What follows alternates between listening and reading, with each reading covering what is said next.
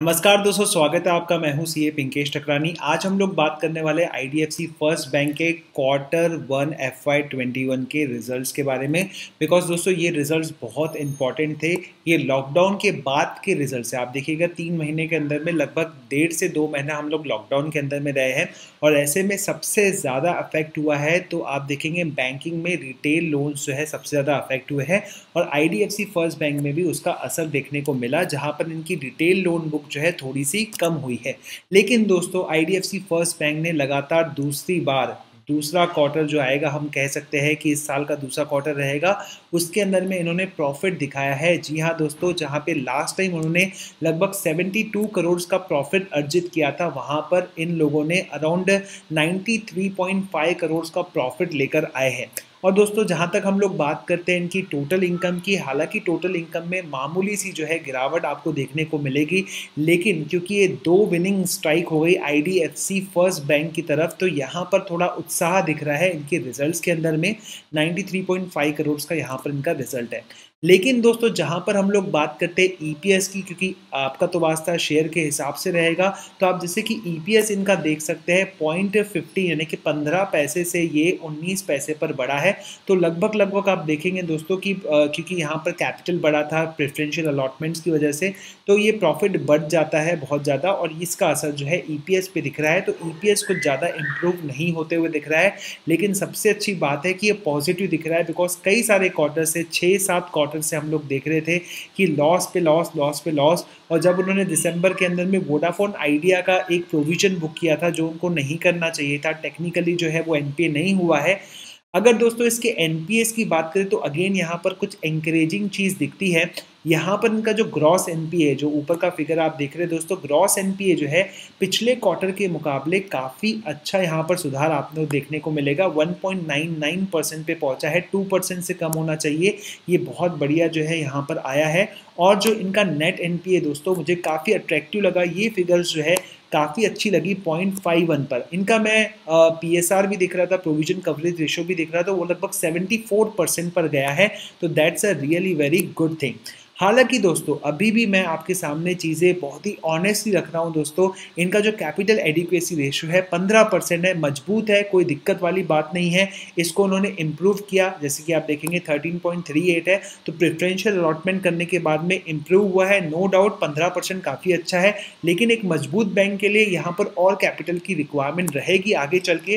तो दोस्तों यहाँ पे 18-19 तक ये जाना चाहिए। तो यहाँ पर मैं आपसे कहूँगा दोस्तों कि इसको और इम्प्रूव करने की जो है ज़रूरत है। अगर आप इस तरह का विचार रखते हैं कि इस बैंक ने आगे चल के एचडीएफसी बैंक जैसा बनना है, टाइम लगेगा, उसके पहले एचडीएफसी बैंक काफ़ी ऊपर चले जाएगी, नो डाउट अबाउट इट। लेकिन दोस्तों यहाँ पर मैं आपको बता देता हूँ, यहाँ पर जो इनका सीएआर है यानी कि जो कैपिटल एडिक्वेसी है, ये थोड़ा जो है लोअर पॉइंट पर है, इसको थोड़ा इंक्रीज होना चाहिए। हालांकि कंफर्टेबल है एडिक्वेसी के हिसाब से, इनकी सॉल्वेंसी के हिसाब से कोई भी दिक्कत नहीं है इस पर्टिकुलर रेशो पर।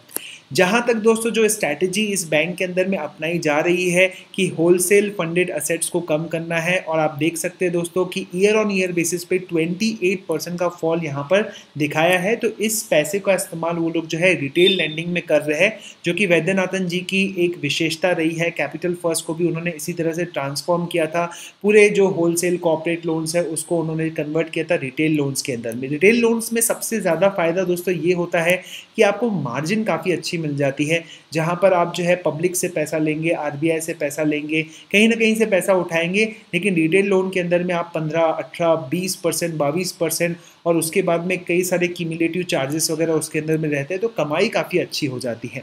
वहीं दोस्तों हम लोग बात करते हैं इनके इंफ्रास्ट्रक्चर लोन बुक की, क्योंकि यहाँ पे अभी भी प्रॉब्लम रहेगा लॉकडाउन के बाद में, और जो कोविड का सिचुएशन आया है उसकी वजह से इंफ्रास्ट्रक्चर पे दबाव तो पड़ेगा ही, बिकॉज गवर्नमेंट स्पेंडिंग भी कम हो जाएगी और प्राइवेट सेक्टर स्पेंडिंग इंफ्रास्ट्रक्चर में कम हो जाएगी। तो आप देख सकते हैं इन्होंने इस लोन बुक को जो है 34% वाई ऑन वाई बेसिस पर डिक्रीज किया है और ये 13,416 करोड़ रुपए पर है। अब दोस्तों यहाँ पर इंटरेस्टिंग चीज़ मैं आपको यहाँ पे दिखा दूँ, प्रेफरेंशियल अलॉटमेंट भी यहाँ पर हुआ था। तो आप देख सकते हैं दोस्तों कि यहाँ पर जो डीआईआईज़ की होल्डिंग है, ये बहुत ही जंप कर गई है, 11.25 पर पहुँच गई है। It's basically because of the preferential allotment. If I am wrong then आप मेरे को करेक्ट कर दीजिएगा नीचे कॉमेंट बॉक्स के अंदर में। ये जो इन्फॉर्मेशन मैं देख रहा हूँ दोस्तों, टिकर टेप से देख रहा हूँ, तो टिकर टेप की वेबसाइट पर आप जा सकते हैं, डिस्क्रिप्शन में इसका लिंक अवेलेबल है, you can see that whole thing. And then उसके बाद में आप देखेंगे फॉरेन इंस्टीट्यूशनल इन्वेस्टर्स की होल्डिंग यहाँ पर कम होते हुए आपको दिख रही है। सितंबर 2019 से लेकर लगातार जो है आप देखेंगे कम होते चले जा रहा है, वो 11.31% पर आ गया है।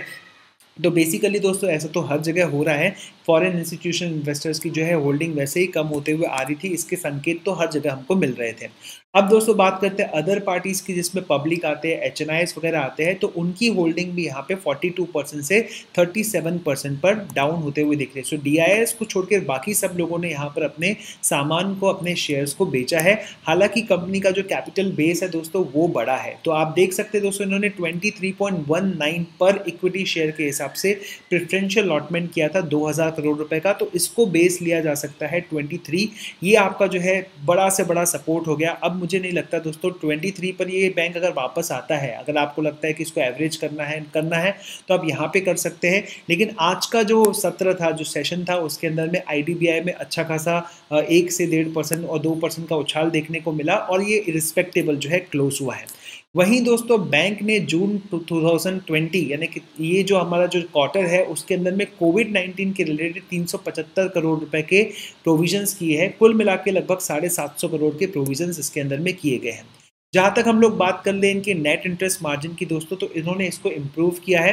कासा रेशो भी जो है इनका काफ़ी रिस्पेक्टेबल लेवल पर जो है देखने को मिला है।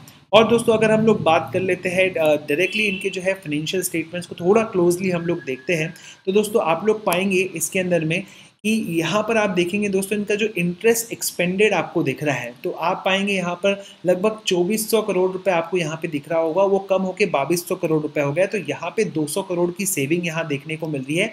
इट इज़ बेसिकली बिकॉज इन्होंने कासा रेशो को इम्प्रूव किया है, तो यहाँ पर बेहतर जो है काम होते हुए दिख रहा है। एंड दोस्तों सेकंड चीज़ आप यहाँ पर वॉच करेंगे कि अदर ऑपरेटिंग एक्सपेंसेस आप देखेंगे तो ये आपको देखेंगे कि ये कम हो गए, एक प्रकार से 40% फॉल हुआ है। तो आप यहाँ पे देखेंगे लगभग 1163 करोड़ रुपए के जो है ये कुछ 775 करोड़ रुपए पर आ गए हैं। तो यहाँ पर भी अगेन एक सेविंग देखने को मिली है और 764 करोड़ रुपए के यहाँ पे प्रोविजंस आपको देखने को मिलेंगे। और इस तरह से देखिए इनका प्रॉफिट जो है 93.5% पर आया है।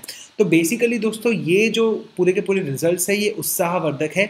लेकिन एक चीज़ जो है मैं आपको इसके साथ में बता दूं कि अगर आप इनके एसेट बुक्स को देखेंगे, लोन बुक को देखेंगे, तो रिटेल बैंकिंग में देखिए दोस्तों, रिटेल बैंकिंग आप पाएंगे कि ये रिटेल बैंकिंग के अंदर में जो है आप जो इन्होंने लोन बांटे हैं दोस्तों उसमें एक फॉल देखने को मिला है। लगभग आप देखेंगे यहाँ पे जो है 319 से जो है आप देखेंगे 316 यहाँ पर ये पहुँच गया है। तो यहाँ पर दोस्तों 31,950 करोड़ से ये रिटेल लोन बुक जो है 31,600 पर आ गई है। तो यहाँ पे फॉल देखने को मिला है। और आप ओवरऑल बुक देखेंगे तो यहाँ पर देख सकते हैं आप लोग कि यहाँ पर भी जो है आपको फॉल देखने को मिला, यानी कि लोन का जो है ग्रोथ यहाँ पर नहीं हुआ है। एंड दैट्स द कंसर्न जो कि हर बैंक में आपको शायद दिखी होगी ये चीज़, एंड आपको इस बैंक के अंदर में भी दिखा है। तो यहाँ पर जो है जो स्ट्रैटेजी है वो पूरी तरह से काम कर रही है कि भैया हमको होलसेल लोन्स को जो है कम करना है और उस लोन्स को जो है रिटेल में कन्वर्ट करना है, साथ ही साथ अपना कासा बिल्ड करना है। इनको जो है बेचना आसान हो जाता है। When it comes to saving account खुलवा दो, 7% रेट ऑफ इंटरेस्ट मिल रहा है, अमिताभ बच्चन इनके ब्रांड एम्बेसडर है, एंड इस तरह की चीज़ों से जो है सेल करना काफ़ी आसान हो जाता है, ग्राहक को लेना काफ़ी आसान हो जाता है। एंड फ्यूचर में आप देखेंगे दोस्तों, फ्यूचर में यही चीज़ उनको बेनिफिट करेगी, बिकॉज जब ये अपने रेट ऑफ इंटरेस्ट कम करेंगे तो डायरेक्टली इनके जो है प्रॉफिट्स मार्जिन इंप्रूव होते हुए दिखेंगे।